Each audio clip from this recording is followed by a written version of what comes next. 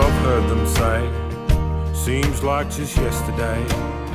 Angus Campbell started Warren Rugby with 2 GPS first arrests in 1954. Yeah, I'm going down to the old Vico. I can't wait, I'm a Puma man. Out of my skin when I hit the ground running, like I'm a newborn man.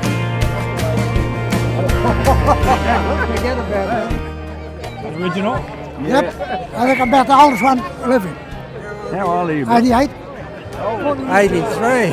What are you? I'm 80. I'm still 80. You're only a boy, eh? Oh, yeah. That's why I didn't play, I was too young.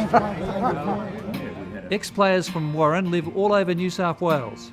Rob Leslie, a former Waratah, played with Warren for about 20 years. He now lives in Gulgong. After leaving school, I started playing for rugby for Warren in '73. Couldn't help myself and kept going until '92. Glenn Eisenhauer, a former Wallaby, now lives at Bowral. Glenn learnt the true spirit of country rugby at the Ace of Clubs, and he proudly remains Warren's one and only Wallaby. My stint with the Wallabies was in 1975 and 76. I went to Warren as a young jackaroo on a property called Gunning Bar. When I got up there, 1967, the pitches we played on in the bush depended on, of course, the season. You didn't sink into the grass when you got tackled, you just hit the dirt. Yeah, we've got the McCalmans. I've played football with Duncan McCalman, who's a front rower, father of our pride and joy of Warren, Ben McCalman, number 8 for the Wallabies.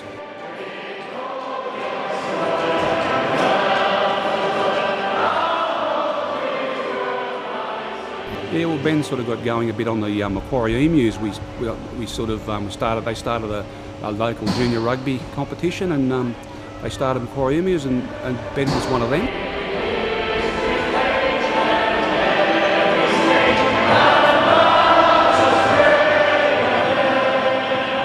Ben McCalman would be probably now the best, if you look at his record, would be the best footballer league or union come out of Warren.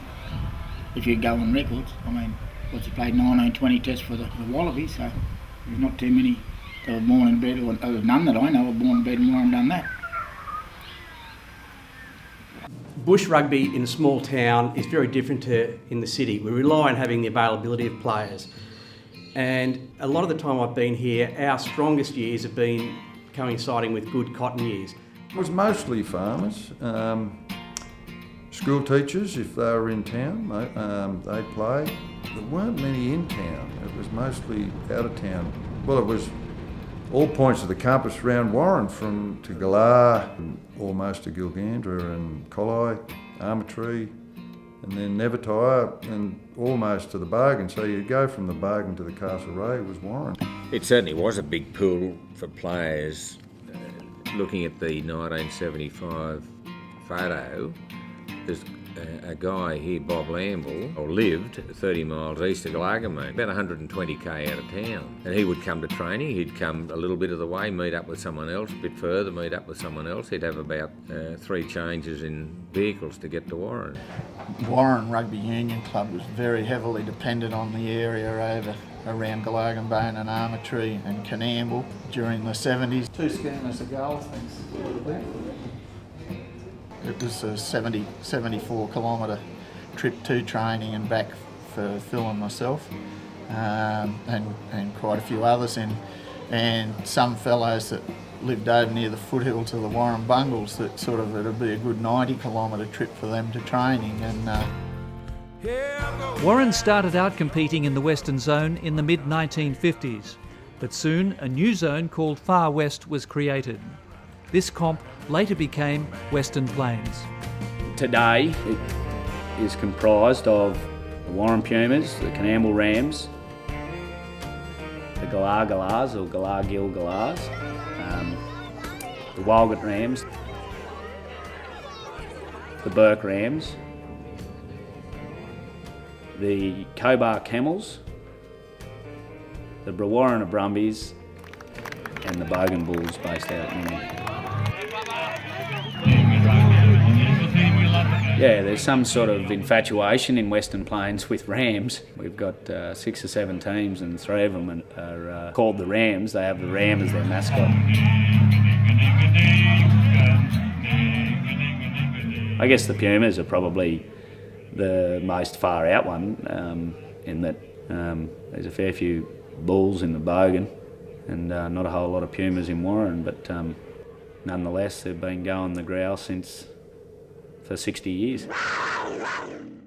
At one stage while my boys were playing, there was a pretty good rugby league player was persuaded to come and play rugby union. And in the first game, after it was over, somebody said, well, come on, have a beer with the other fellas now. He said, have a beer with him? He said, I'm here to beat the bastards, not drink with them. So the rugby league boys had quite a different attitude to the game.